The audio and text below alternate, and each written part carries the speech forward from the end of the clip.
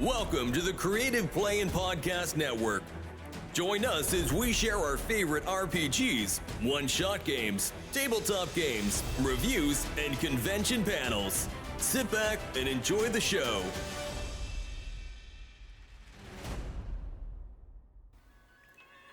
Hi, this is Kelly, aka Trixie from Ragnarok and Roll, assigned to Ragnarok Story, and Tilda Wimblewick from D&D Journey of the 5th Edition.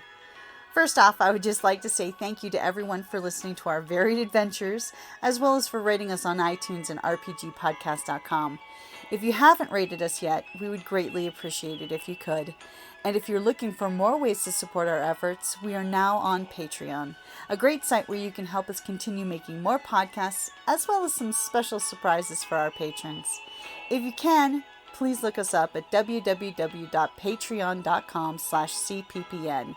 Every little bit helps. And again, thank you for listening. Hey guys, Jim here, And Kelly. and welcome back to hashtag RPGaDay2023. It is August the 22nd. So for today, it is the best secondhand RPG purchase, and I know exactly what I'm using for that one. Well, I would have to say the Scion Hero book. Ha ha ha, you've stolen what I was going to say. Well, no, because it's so rare. And, and you got it for a reasonable price. Mm-hmm. So, I mean, and it's, one that's near and dear to my heart. Yep, totally going for yeah. the Scion first editions of Hero, Demigod, and God, because they basically became ridiculously priced in the book collection, circuits of $150 to $200 a copy. Mm-hmm. Oof. And I totally got lucky and found me a really great copy for only like $40. Yeah. Yep. And of course now it is pleasant that Drive-Thru RPG now has them on print on demand, but I will say, as much as I love Drive-Thru RPG's print on demand system, the book's quality is not as good as the original. Yeah, but that kind of, Yeah. I mean, it was the old school White Wolf actual threaded binding book, that the cardboard does not arch in humidity, which unfortunately a lot of the print on demand ones, they actually do that. Even Amazon has that problem. Once you get that book to where you're living, all of a sudden the humidity sucks in there and the book just arches ever so slightly. Yep. Oh, but another good one that you got, which was kind of rare. One of the original Monster Manual hardback in mint condition. Oh yeah, that was at a used bookstore over at Bookman's. Yeah. Yeah, it was like, what? They had the old blue cover condition. the old blue cover D&D where pretty much the three creators of D&D doodled all of them in Sharpie art. And some of the monsters are really creepy looking in Sharpie art. Yeah. But that was quite a find. Oh, that was a huge find. Mm-hmm. You don't see that every day, especially, nowadays,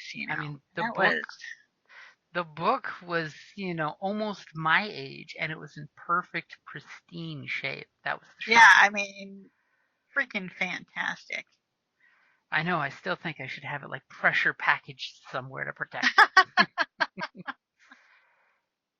After all, we did do a few of the, comparing original edition to 5th edition, how the monsters have changed. We should totally do a few more of those. It's been so long. Yeah, because we did Owlbear, we did the Red Dragon. And then we do bug. Was it Hobgoblins? I think it was Bugbears. Yeah, I think we did the Bugbears and Kobolds as well. Yeah. And of course, the Kobolds are the ones that have changed the most in D&D. They went from little hairy guys to little scaly guys. And of course, it had the ridiculous picture of the beholder in it. Or as they called it, the eye monster. I'm on the. But that will totally cover our best secondhand RPG purchases, to which I will say, gamers and GMs alike, hit those secondhand bookstores. Like we have Bookman's in the Southwest. It's huge because they have everything. Or also hit your Goodwills or the little aftermarket charity groups, because you will be amazed what you can find in their book departments. I mean, every couple months when we used to do the steampunk trips to the Goodwills, I would always find at least a book or two that usually, the nice thing with the Goodwills and the other companies that are like them, is the thrift stores don't know what they're selling. So they're selling it for like $1 for a book. And it's like, I think they're getting more of an idea. Yeah, they're getting more savvy. I mean, Bookman's now actually searches eBay and Everything, online. yeah. Yeah, so you can no longer get those gonzo $10 book deals that now go in there, and I see like the edition of Star Wars that is not the current one, the Old West End, the last edition before last when they lost the IP.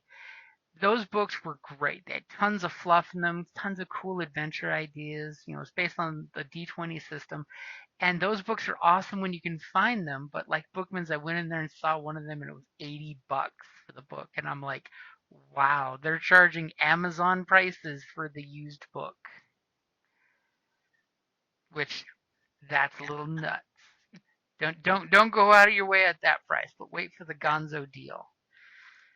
Because that's the whole point, is getting the gonzo deal. And go to your bookstore, your game store, and they will have a used book section. I mean, I used to remember when it was the creepy little box, and you'd go fingering through the books to find one cool thing. I mean, I used to get a lot of the superhero RPGs, that way. And that's just, it's sometimes good to have a backup. You never know when you could find a used copy that is your player's copy, so that you can throw it to people across the table, and you won't cry when they tear the paper just a little on the corner. Yeah, and old modules, because people have already played them and stuff, and they're like, okay, no, I'm not going to play this again, but you can get the. Yeah, and the modules are great for a couple adventures, and you can totally modernize them with no problem. Because it's all about taking something, shaving off the serial numbers, and putting something new in its place. And we're not talking stolen firearms.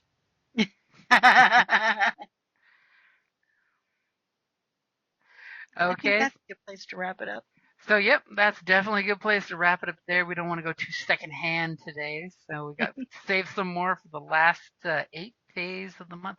No, it's 9 days of the month, isn't it? It's 31st. And then we've got Tucson Comic-Con coming up, as well as CocoCon, and this weekend coming up is MaricopaCon. All that comes. I totally got to give Jason and MaricopaCon a good shout out, though, because the sweetest thing ever was I posted on his social media that I was there with them, and have a great weekend. And he's totally like, there's tickets on Will Call if you can come up to Phoenix. And I'm like, dude, thank you, but I can't make it up to Phoenix. No. And that will be a good place to wrap it up there then. Alrighty, guys, thank you for listening. Thank you for listening to the Creative Play-In Podcast Network. If you enjoyed our show, please check out D&D Journey of the 5th Edition and Ragnarok Enroll a Scion Hero to Ragnarok Story. Also, check out our Patreon page for more content and behind-the-scenes things, as well as joining us for a one-shot game or two.